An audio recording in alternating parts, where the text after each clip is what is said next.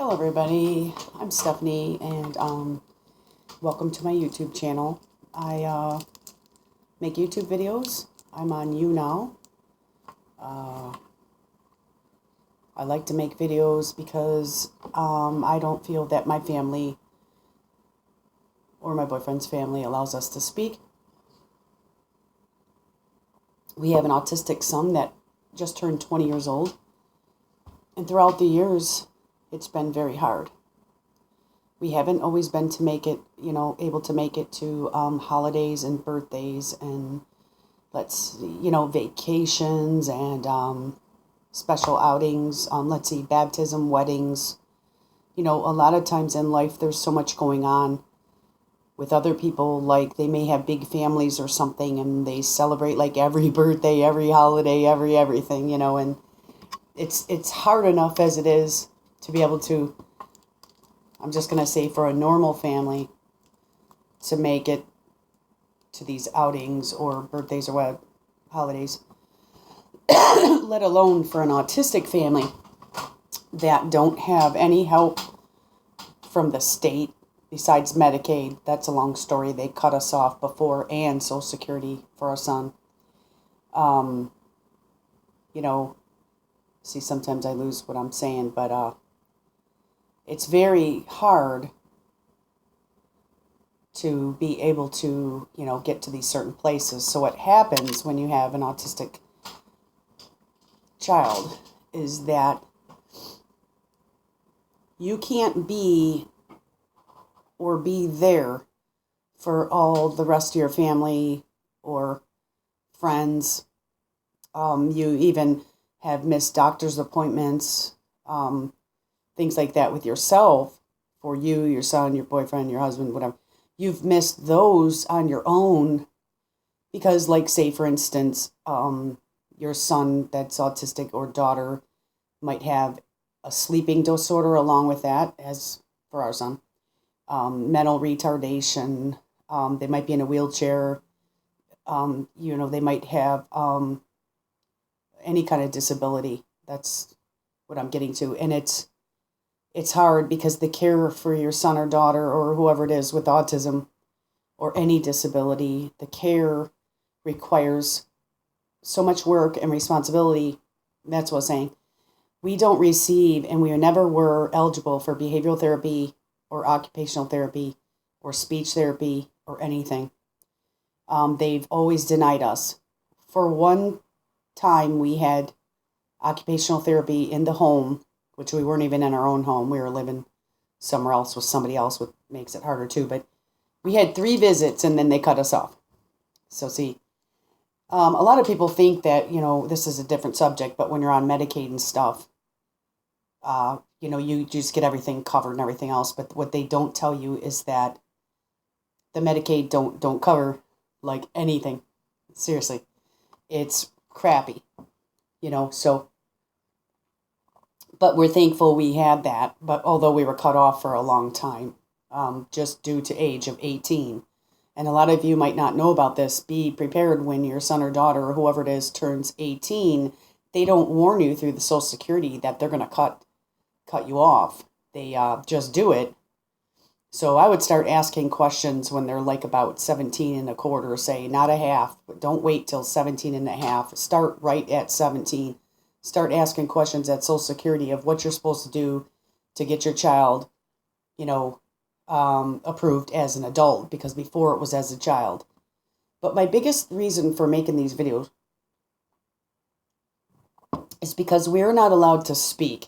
It's like if you're not involved from the beginning in a family or friends or anything or a circle or a club, if you're not there ever from the beginning, you're treated differently.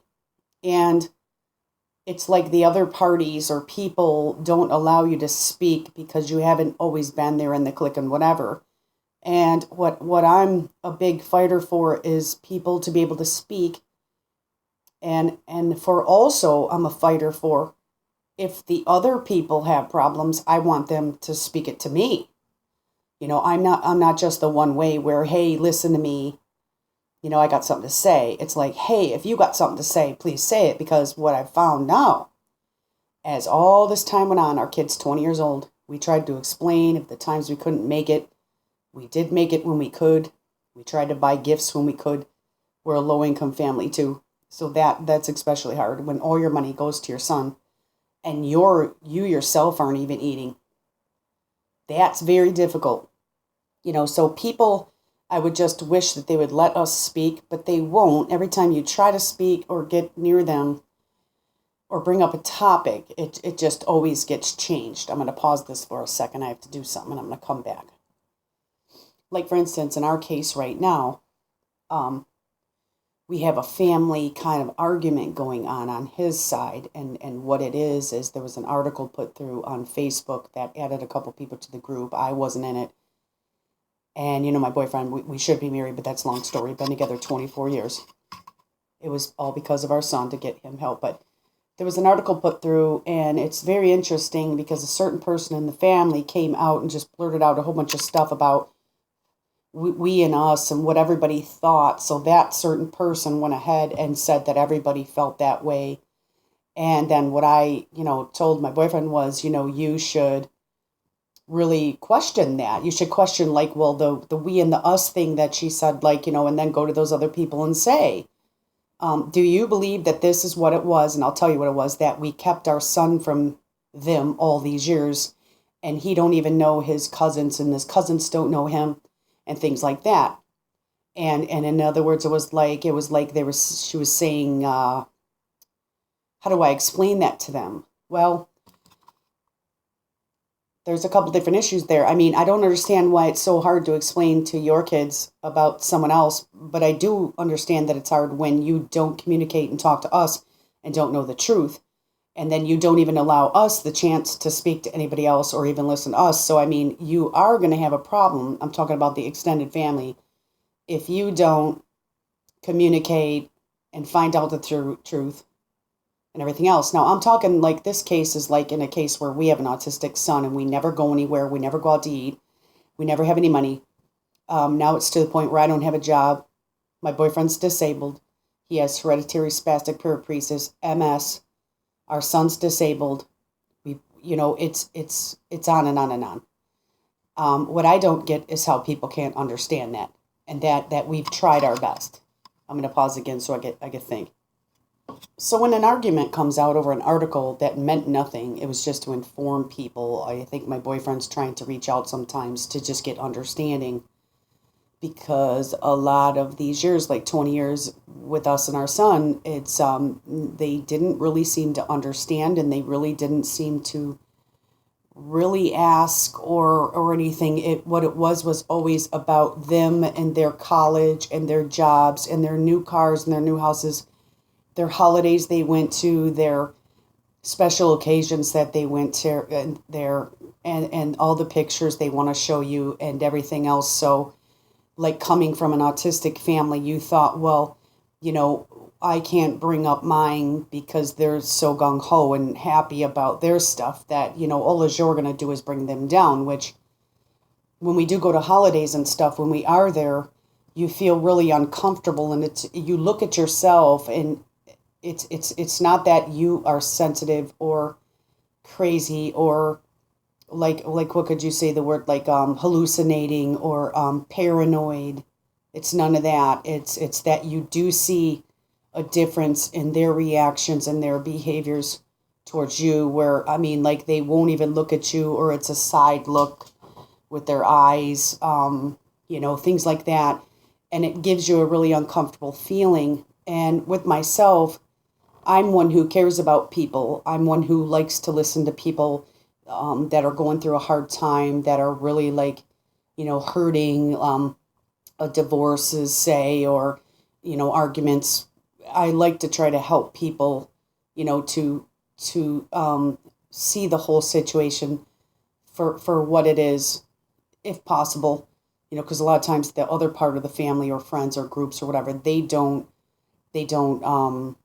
participate in coming to find out the truth. They don't want to say how they feel or hear how you feel, so that makes it really hard.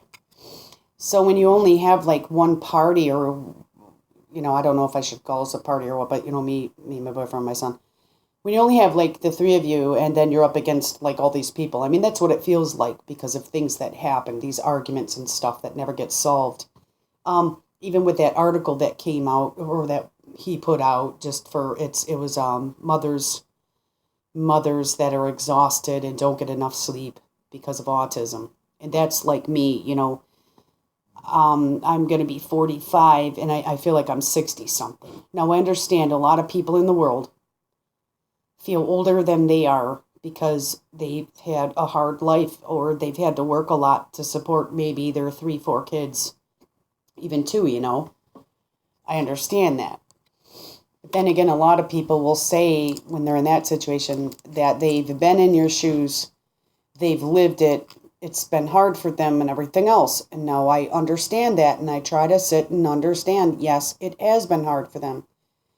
But what I don't understand is why you can't both parties like come to an agreement like, okay, it's hard for you, it's hard for us. There's been a lot of missed times, blah, blah, blah. Why can't they start off like simple or why can't they do simple things? It always has to be this outrageous. To me, it's outrageous. Like $1,700 rented cabins where only two, not even 2 families would be in it. It might even be 1 family. We can't even afford our taxes, our property taxes. So I don't know how when they say, oh, you should get a cabin next year. How?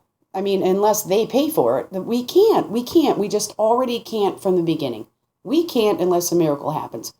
Now, in an autistic family, I'm not working now. I was working all the way up until last year when my mom died. She had accidental overdose. That's when it got really super hard. Plus, I'm so worn out and everything. Even though our son is getting better, he's getting better at things. His behavior isn't so bad, but that doesn't mean every day because then when he does have an outburst or rage, it's bad. But it's getting a little easier, and you just wish that the family would understand and like forgive you for those past times you couldn't come. I don't understand. I don't understand what the big deal is. So then I ask like, well, what did we do so wrong to you?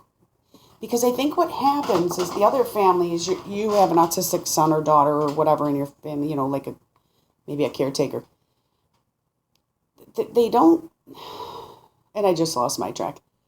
The whole point is I don't feel like they understand, and you're never given the opportunity to explain your point of view, and you're just cut off.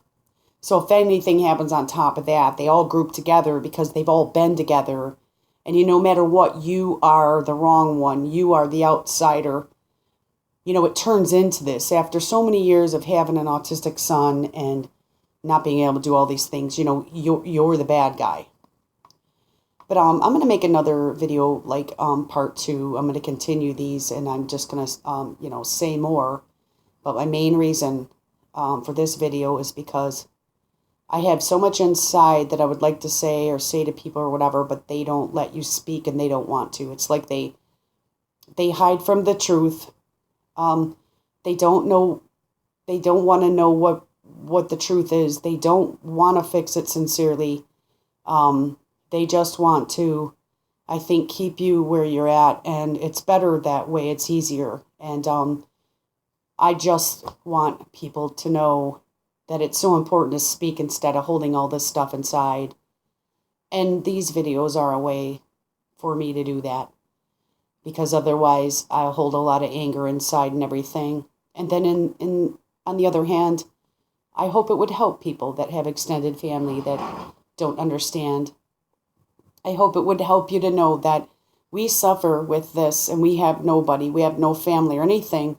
If we don't have them, we don't have any behavioral, occupational, no one coming in the house with respite, which we probably could get again, but that's another story I'll tell you sometime. But it's important to speak and it's important to say what you need to and don't keep it inside and just come on here. And I encourage you to just start making these videos. I think you'll feel a lot better about yourself because it's almost like somebody's hearing you. And then it's like, just one day maybe they'll hear it. Because I don't know how to get them to hear it. Because every time you try to get a little crack or a little way to get it in, because of the problems that are going on and the difference that you feel like they're treating you, there's just no open doorway. They make it to where it's impossible. And good luck out there. And to all you that have autistic or disabled children or family members that are older that you're taking care of, God bless you. You have a beautiful heart. And one thing comes to me, if you've ever had to put them in a home, try not to worry about that, because it's going to be okay. So I love you. Thanks for watching. Take care. And I'll see you at the next video. Bye.